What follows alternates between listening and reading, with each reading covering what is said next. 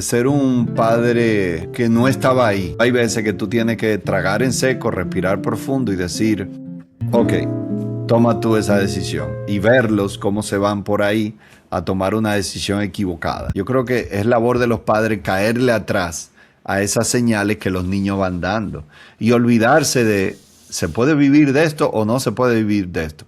Se Sí. puede vivir de lo que sea. Tú solamente tienes que meterle empeño. Crecer con papá, café en la mañana, un chiste temprano, migajas de pan, se cae la tostada. Bienvenidos a Crecer con Papá, el podcast en el cual honramos a todos esos padres que decidieron regresar luego de comprar cigarros. En el día de hoy estamos con el comediante dominicano y papá del stand-up en República Dominicana, Carlos Sánchez. ¿Cómo estás, hermano? Muy bien, Ángel, contento de estar aquí con tu público y me gusta el tema de este podcast. Gracias. Bueno, mira, yo comienzo siempre con esta pregunta, que es, ¿qué es lo peor de ser papá? Bueno, yo no sé si Suscríbete, coméntalo, dale like, si te gustó. Suscríbete, comenta y dale like si te gustó el contenido. Y si no te gustó, también apoyame, haz el favor, no hagas quiz.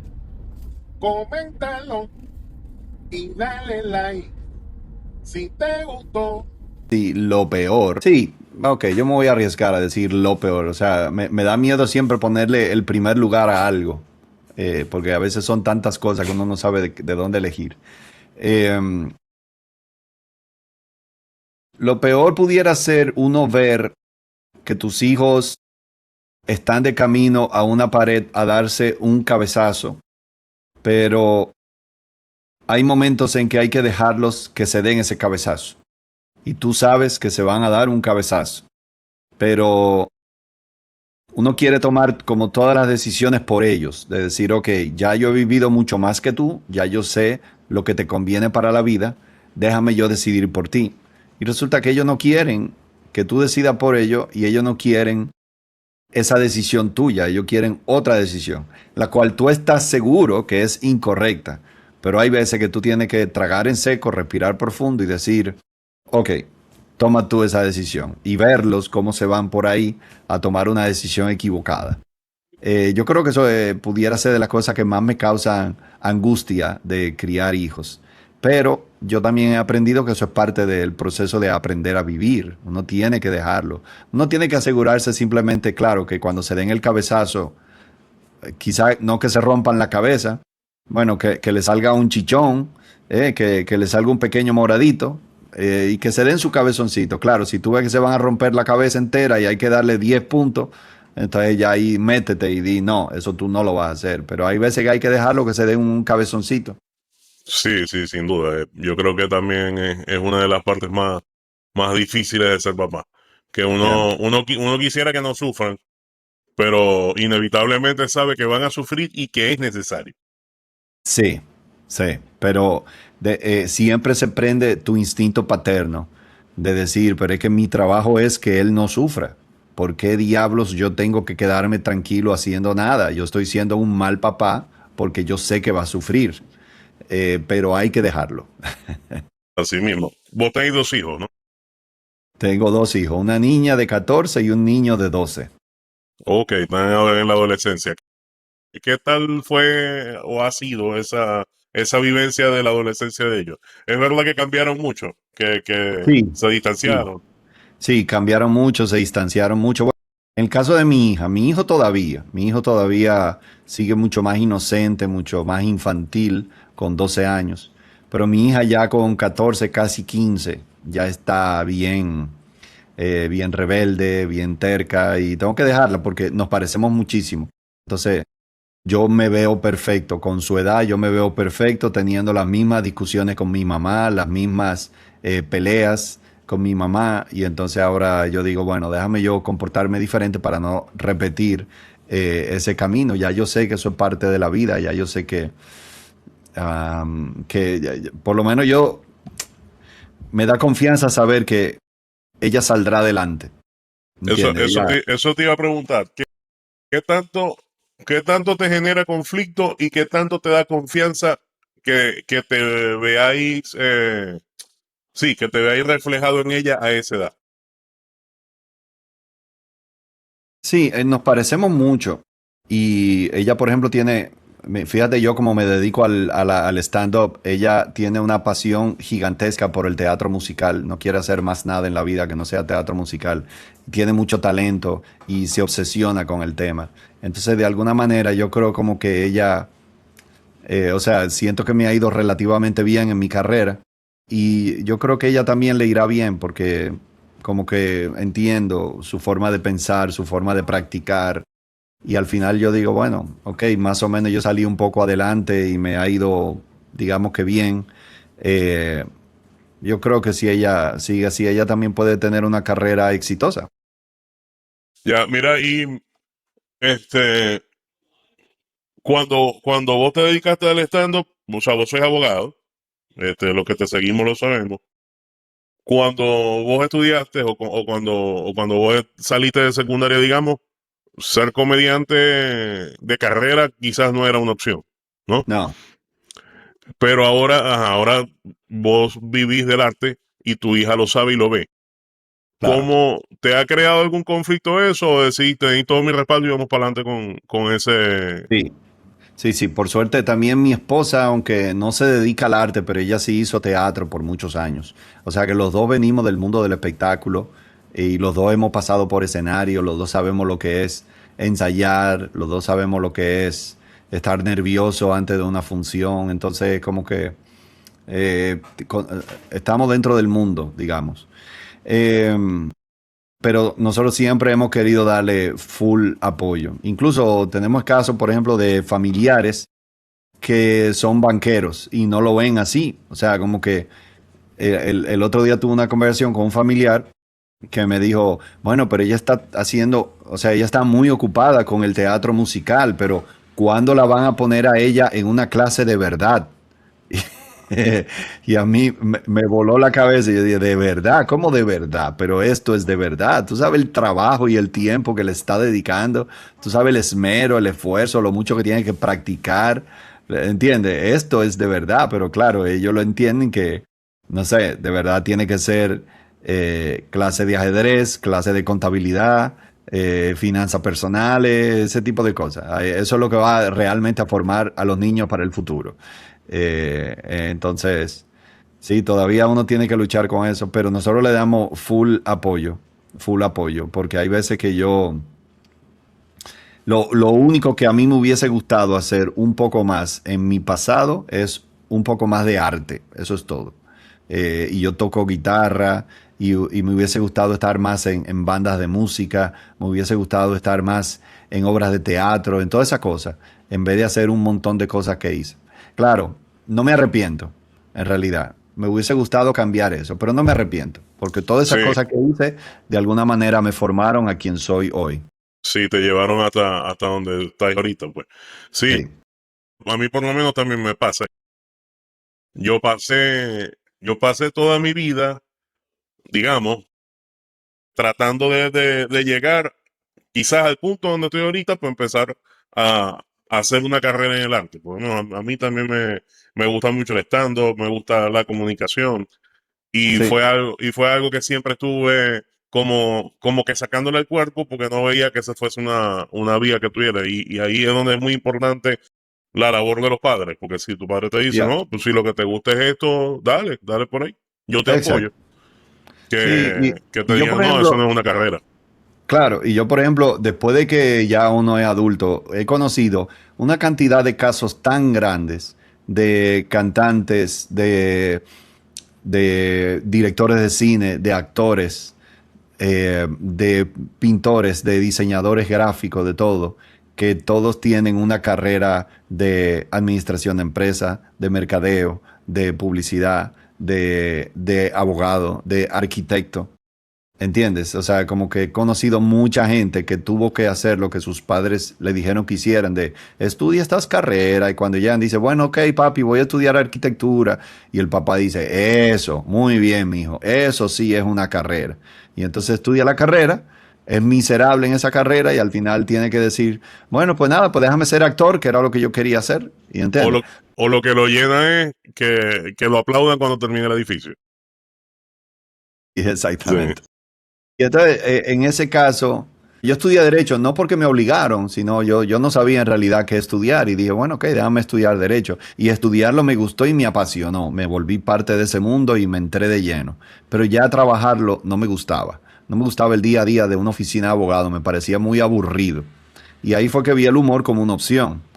Pero en otra época, en otra situación, padre me hubiera, yo hubiese, o sea, era normal que un padre hubiera dicho, pero mira, vamos a ponerte en clase de teatro, vamos a ponerte en clase de algo, porque el humor yo siempre lo tuve. Yo en el colegio me dieron el premio de el más payaso del curso. En uno de los actos del colegio yo imité a todos los profesores, tenía un salón de 500 personas muerto de risa. Y cuando yo estudiaba derecho, mi padre en una le confesó a su hermana, yo estoy muy preocupado porque yo no sé qué clase de abogado él va a ser, si él lo que se pasa es todo el día haciendo chistes. Entonces, como que yo todo el tiempo di señales de que, mira, yo tengo cierta talento para esto, tengo vena para esto, me gusta esto. No sé, como que uno tiene ese sexto sentido que cuando tuve un hijo que tiene eso, tú tienes que preguntarle, mi amor, pero yo veo que a ti esto te gusta mucho. Porque, por ejemplo, mi hijo no le gusta nada del arte escénico, pero le gusta dibujar todo el tiempo. Entonces mi esposo y yo estamos buscando clase de dibujo de cómics, clase de todo tipo de dibujo. sí, Porque yo digo, men, él tiene, definitivamente él tiene interés en eso. Como todo muchacho también, él quiere montar patineta y él quiere jugar Nintendo y él quiere... Pero dentro de eso tú ves algo que tú dices, men, pero este muchacho todo el tiempo está pintando, todo el tiempo está pidiendo que le regalen colores, que le regalen marcadores, que le regalen crayones. Como que aquí yo veo algo que yo no veo en los otros niños. Entonces aquí hay algo. Yo creo que es labor de los padres caerle atrás a esas señales que los niños van dando y olvidarse de, ¿se puede vivir de esto o no se puede vivir de esto? Se sí. puede vivir de lo que sea. Tú solamente tienes que meterle empeño. Sí, bueno, cuando yo, o sea, yo recuerdo, bueno, aparte del miedo que uno siente cuando te por primera vez a tu hijo en los brazos, yo recuerdo mi primera preocupación grande, aparte de mantenerlo vivo, era captar su talento y ayudárselo a desarrollar. Era como que esa preocupación que todavía la tengo. Pero bueno, ya él empezó a dar señales de por dónde va. Mi hijo A, tiene a mí 14 años. a mí me parece que esa preocupación no se va nunca. Uno va a morirse con esa preocupación de mi hijo es feliz, mi hijo lo está haciendo bien, yo lo hice bien, debí de haber hecho algo diferente, tú sabes. Como que ese tipo de cosas, yo me imagino que uno va a llegar a la caja de muertos con esas preocupaciones. Sí, sin duda. Mira, y hablando de eso, te acordás el momento en el cual tu esposa te dijo, Carlos, vamos a ser papá? Sí, claro que sí. Yo estaba en el inodoro haciendo lo mío y ella me pasó una hoja por debajo de la puerta que tenía esa información. Y entonces ahí abrí la puerta y me quedé mirándola así desde el inodoro. Creo que es la primera vez que ella me ve sentado en el inodoro. Pero ese día fue una excepción. Abrí la puerta y me quedé mirándola. Bueno, muy cómico de tu parte y muy cómico de tu esposa, porque pudo haber esperado o había dicho, ¡hey! Estoy preñada. Pero, pero decidió meter está bien. ¿Y qué sentiste en ese momento? Ya estaba casado, me imagino. Sí, estaba casado. En realidad nervios, pero no sé, bueno, unos nervios como ligero, pero fue más un tema de como una ansiedad o una, uy, mi madre, esto va a pasar en mi vida. Ok, perfecto. Yo creo que también uno de los momentos que yo sentí más nervios fue cuando yo estaba haciendo un show en Miami y yo aproveché el viaje para ir a un Toys R Us, a un Babies R Us, a comprar sabanita, la cosita de la cuna, el juguetito. Y yo recuerdo ese momento en eso y con quién andaba ese día. Y me quedé, y me, como que me asustó. Fue como, oh, wow, ya yo estoy comprando esto. This shit is real. Como que hasta Sí. ahora, hasta ese momento nada más era, bueno, mi esposa le está creciendo la barriga, sí, yo voy a ser papá, pero ese día que yo estaba ahí comprando todo eso, yo recuerdo ese momento y fue como, wow, ok, parece que mi vida va para allá. Vamos a darle y tal. Mira, y cuando tuviste por primera vez a tu hija en tus brazos, ¿Cómo fue esa sensación? Yo estaba extremadamente nervioso y acelerado. Extremadamente nervioso y acelerado, porque yo casi no logro el parto. Yo estaba en Puerto Rico haciendo un media tour para un show y y ahí me llamó mi esposa, mira que se adelantó todo, salí corriendo para el aeropuerto, llegué aquí, le dije a un amigo, espérame en el aeropuerto, en la puerta, para irnos de una vez a la clínica. Y yo llegué casi ya, como a la media hora nació mi hija. Y yo tenía una adrenalina encima que yo no pude ni siquiera razonar. Fue como que la niña nació, comenzó a gritar y yo estaba súper nervioso. Después me desplomé porque entonces toda esa adrenalina bajó. Y, y sí, fue como al otro día. Al otro día fue que yo pude como tenerla y no sé. Yo lo que recuerdo fue muchos nervios. O sea, como que la agarraba y yo estaba así como con esa risa nerviosa de, ay, mi madre, ya ella es, tengo que cuidarla, tú sabes, tengo que ser su padre. Bien, bien. Yo manejo Mira, mucho los nervios con risas nerviosas. yo también, aunque me da mucha sudoración, también me pasa cuando estoy nervioso. Ok. Mi- Mira, o sea, ¿qué entendí hoy de tu papá o de tu mamá o de ambos que no entendías antes de ser papá? Muchas cosas. La angustia de mi papá por el dinero. Antes yo decía, mi papá sí es tacaño, mi papá, tú sabes, siempre tan limitado.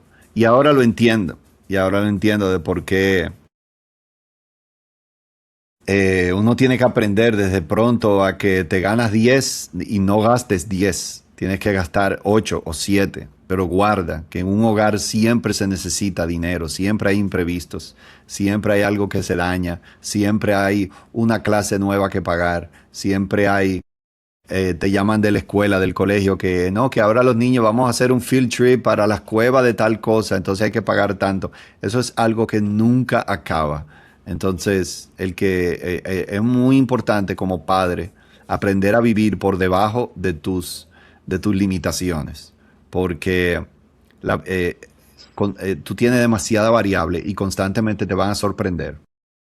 Constantemente algo se va a dañar de la casa, algo se va a dañar del carro, algo va a pasar con tu hijo, algún gasto médico, si tienes perro como yo, algún gasto veterinario. O sea, básicamente ya yo llegué a esa conclusión. Yo todos los meses voy a recibir una sorpresa de un gasto. Y eso yo sé que ya es parte de la vida. Ya yo dejé de angustiarme por eso. Yo simplemente lo pago y se acabó. Pero lo puedo pagar por eso, porque yo soy austero al momento de gastar. Y mi padre también lo era. Y ahora lo entiendo más. En segundo lugar, de mi madre. eh, sí, la angustia. Yo siento, ella se angustiaba mucho, se preocupaba mucho. Y yo creo que ahora que yo soy papá, como que le entiendo. Antes era como, ay, mami, tú sí molestas. Deja de preocuparte. Y ahora es como, claro que tiene que preocuparse. Ya le entiendo. Ya ella no molestaba. Ella estaba siendo madre. ¿Te acordáis la primera vez que te quedaste solo con tus hijos? O sea, tu esposa tuvo que ir a un viaje, tuvo que hacer algo. No, te confieso que no. No me acuerdo la primera vez. Porque yo también fui un padre como muy integrado desde el día uno. Yo me trasnochaba, yo daba leche, yo cambiaba pañales, yo hacía todo eso. Yo no era de esos padres de que, no, la esposa hace eso, yo voy a trabajar. Yo como que desde el día uno siempre estuve ahí, ¿me entiendes? Entonces, eh, no sé, como que yo quedarme con mi hija desde pequeñita, eso fue algo Muy- muy, Fue muy algo muy común, natural, muy muy natural. natural, sí, muy natural. Ah, ok. Y nunca te sentiste nervioso, o sea, siempre tuviste la actitud de, pues yo puedo resolver esto, pues no hay problema. Claro, sí, sí, sí, Oh, sí. excelente. Y, y eso fue una determinación que vos tomaste en tu adultez o fue algo que viste en tu casa. No, no, en mi casa no, en mi casa yo tuve el ejemplo contrario, o sea, mi papá no fue un padre ausente, pero era un padre tradicional de que mi madre se quede en la casa, es ama de casa y es madre y se preocupa de que la casa esté limpia y de que se haga el almuerzo y de que se haga la cena y de que los niños lleguen y que los niños hagan sus tareas y que los niños estudien y luego salgan a jugar. ¿Entiendes? Esa fue mi madre. Mi padre trabaja, nos deja en el colegio, de ahí se va al trabajo, luego nos juntamos al mediodía para comer, luego él vuelve al trabajo y luego nos juntamos en la noche para cenar. Entonces mi padre fue un padre supervisor. Él llegaba, todo bien, los muchachos estudiaron, hicieron su tarea, perfecto, ok, dame un besito, hasta mañana. Sírveme la cena, por favor. ¿Entiendes? Ese era Sí, mi papá. Siempre presente, pero no era un papá que estaba ahí metido en el lodo, sí, ensuciándose, ¿me entiendes? nuestros papás tenían más el rol de eso, de supervisor y de proveedor. Claro, Era claro. así, era el rol principal. Mira, tu hijo el varón se parece más a vos o se parece más a la mamá. Tiene cosas de los dos.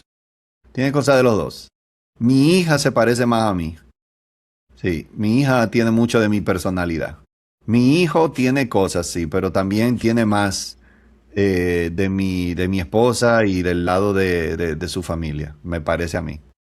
Es mucho más analítico, mucho más tranquilo, se altera menos, se pone menos nervioso, ¿entiendes? Feliz el niño, todo bien. ¿Qué hacía tu papá que vos dijiste, bueno, esto no lo voy a tomar para mi paternidad? Yo creo que eso, el tema de ser un padre que no estaba ahí. O sea, a mí nunca me faltó nada y yo sé que mi papá siempre estaba ahí, pero nunca estaba ahí. No, no sé si me explico. O Sí, sí, sea, mi papá vivía con nosotros y era un buen padre, y era un padre cariñoso, y era un padre atento, y era un padre preocupado. Pero es lo que te digo, su trabajo, su rol era trabajar y traer dinero y comida. ¿Entiendes?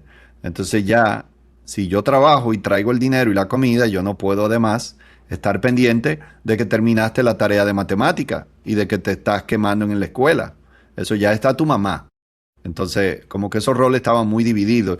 Por una época de mi familia, de mi vida, perdón, yo fui ciclista y estuve en equipo de ciclismo, entrenaba todos los días, iba a competencias los domingos y entonces eh, yo siento que mi padre, y mi padre nunca fue a ninguno de esos eventos.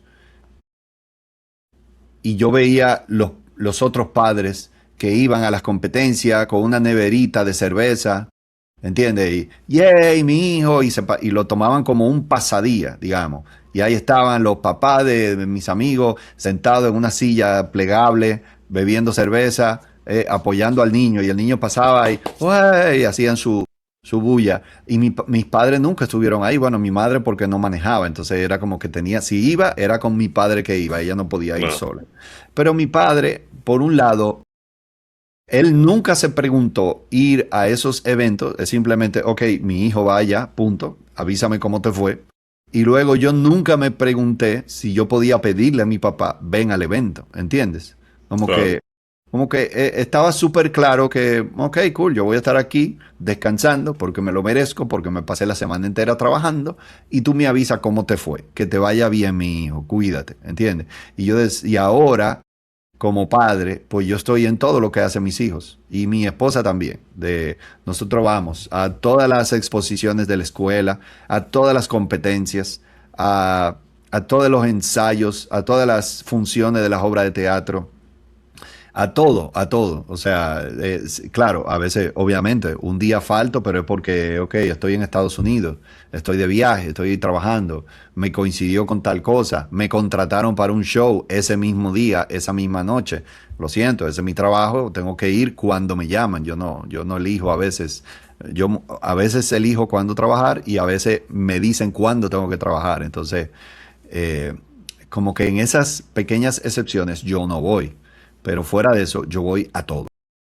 claro. Mira, ¿les habéis enseñado a tu chamo el valor de decir que no?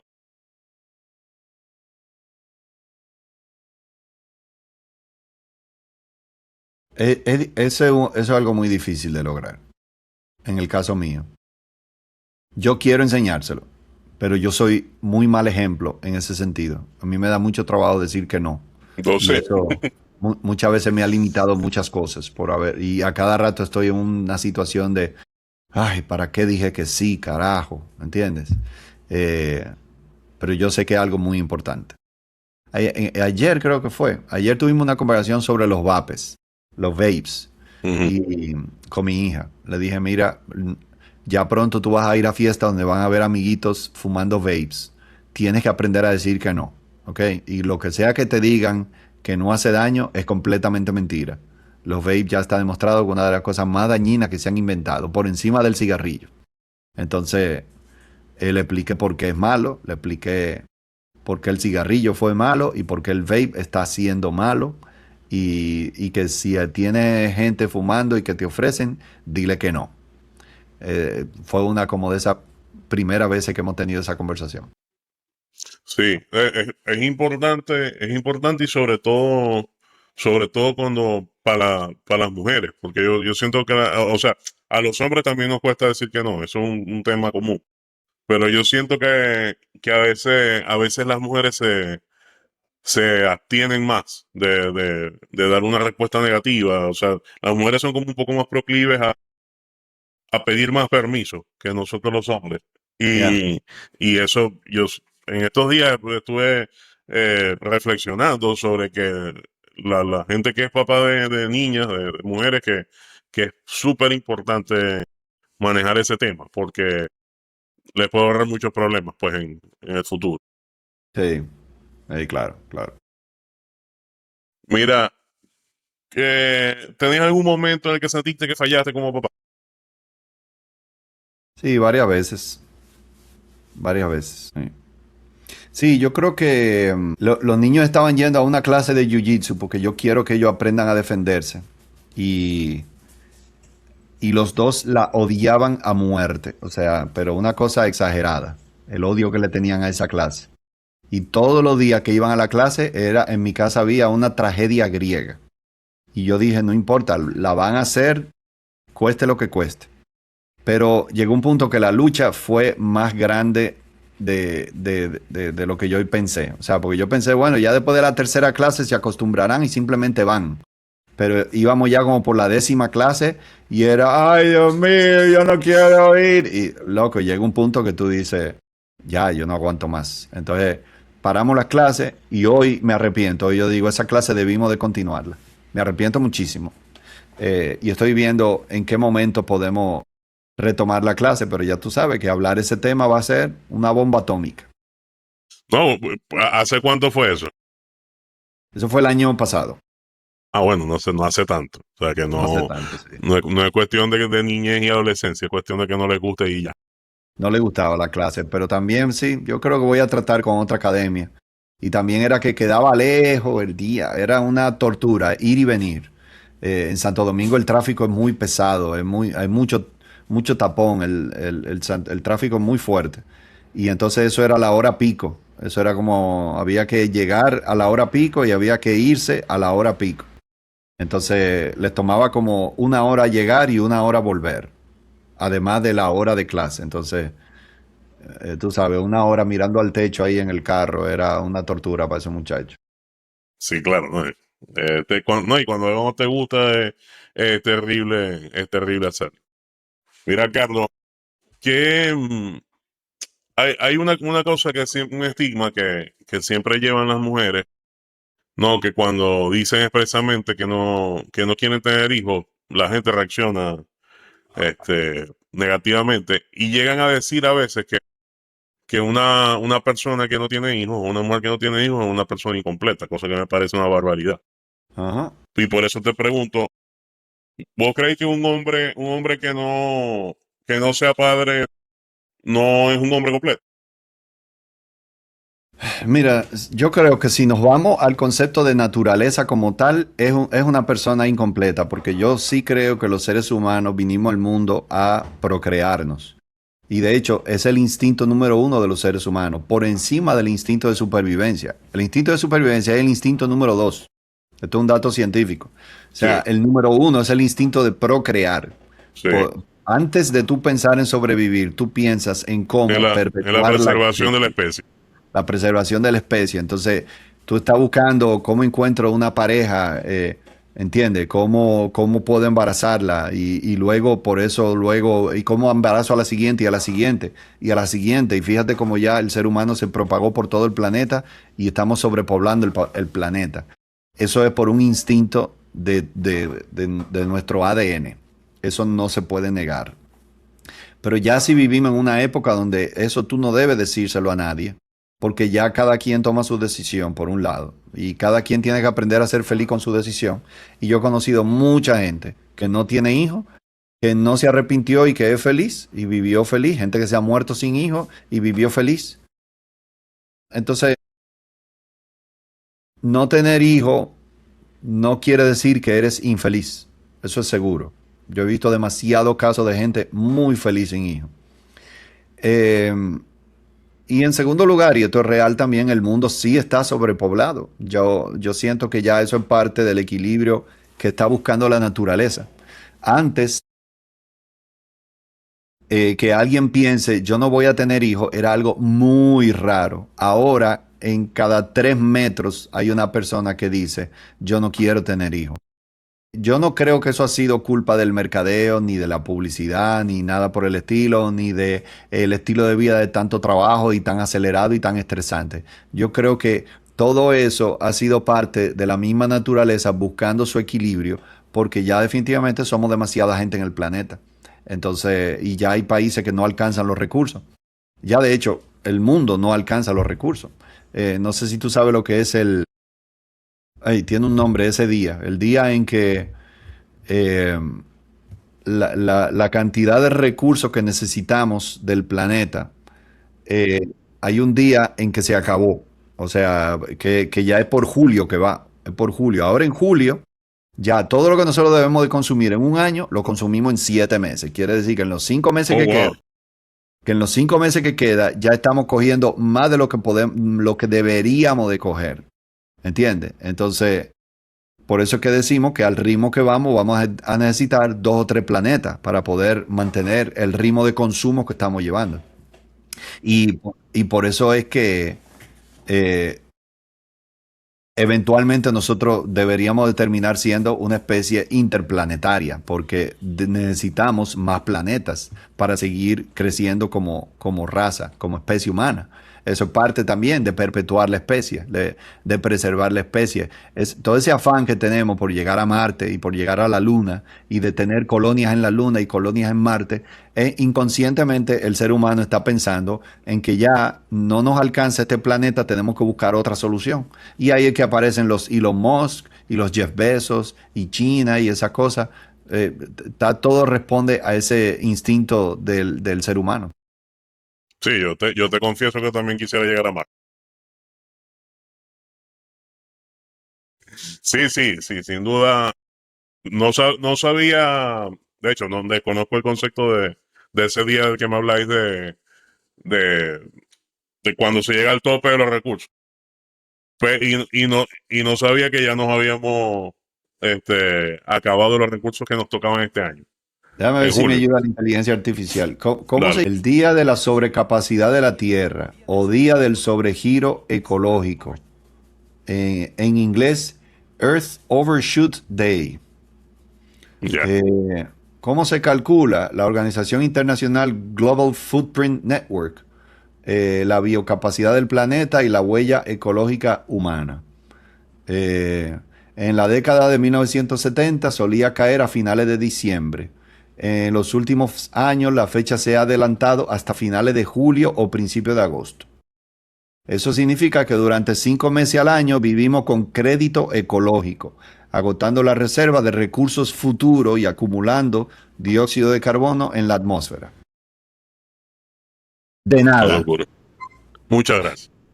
Mira, hablando de eso, yo sé que ustedes son una familia bien ecológica. De hecho, todavía tienen la tienda de productos ecológicos. Sí, cero, con Z, cero en Galería 360, el mall. Ya. Mira, ¿y cómo ha sido integrar a tus hijos a esa vida? O sea, ¿cómo ha sido crearles a ellos la conciencia esa conciencia ecológica? esa parte ha sido muy bonita. Y eso no ha sido difícil. Eso solamente, no sé, es como que hacerlo parte de tu casa. Tú lo haces parte de tu casa, de que ya mis hijos saben que nosotros hacemos composta, que nosotros reciclamos la basura, que nosotros clasificamos la basura para llevarla al reciclaje. Ya mis hijos saben que hay cosas que no se compran porque son demasiado plástico o porque son de un plástico que no se puede reutilizar o reciclar. O sea, que hay algunos productos que no compramos porque tienen demasiados químicos y pesticidas. Eso parte ya, entonces, honestamente, eso es simplemente lo que tú le muestres al niño, el niño lo aprende. Entonces los niños vieron eso desde chiquitico y ya, para ellos es normal. Ellos saben que, uy, qué pena que botan tanto, uy, qué pena tanta basura, uy, qué pena que están comiendo algo tan dañino. Nosotros no le dijimos, tiene que ser así, simplemente eso era así en su casa y eso fue lo que yo aprendí. O sea, antes de que ellos nacieran, ya esa conciencia ecológica en tu hogar existía. Existía. Cada día más, nosotros siempre le recomendamos a todo el mundo que tiene que llevar una vida ecológica paso a paso. Tú no puedes decir que yo voy a cambiar 25 cosas en mi casa porque no lo vas a hacer, es demasiado trabajo. Entonces tú dices, ok, en vez de comprar esta leche, voy a comprar esta leche. Y ya. Y a los 6 meses, ya esta nueva leche tú la vas a comprar de manera automática sin pensarlo. Ya la otra desapareció de tu vida. Entonces cuando eso pasa, tú haces un segundo cambio. Ok, ahora en vez de comprar este tipo de carne, voy a comprar este tipo de carne.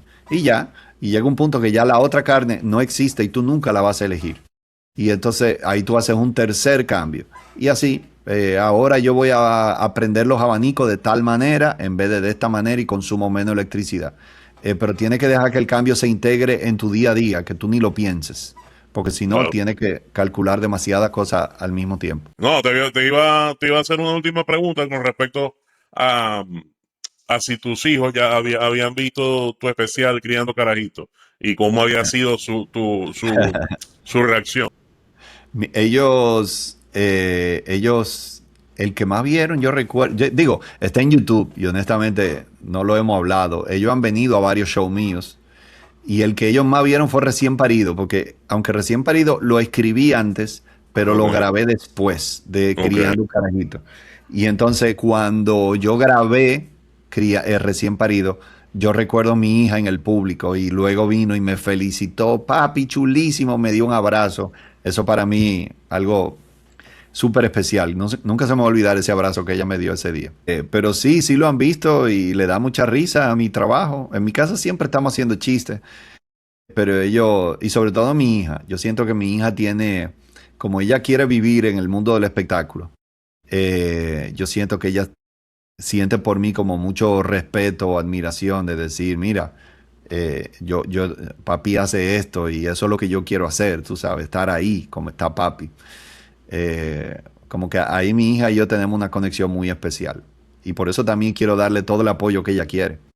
Y tratamos o sea, ella tiene su clase de teatro musical, pero tratamos de ponerla en clase de canto, en clase de baile, en clase de instrumentos musicales, lo que sea que le aporte al teatro musical, tratamos de alimentárselo. Qué bien. Bueno, mi hermano, muchísimas gracias por aceptar la invitación. De verdad disfruté Sí. mucho de la conversa. Y bueno, te dejo con el mensaje que es digamos, el leitmotiv del podcast, que es mejores padres, hacemos mejores seres humanos. Uy, pero eso es muy, muy, muy real. Eso es muy real y te felicito por transmitir ese mensaje, porque es un mensaje muy valioso y muy necesario hoy día. Gracias. Crecer con papá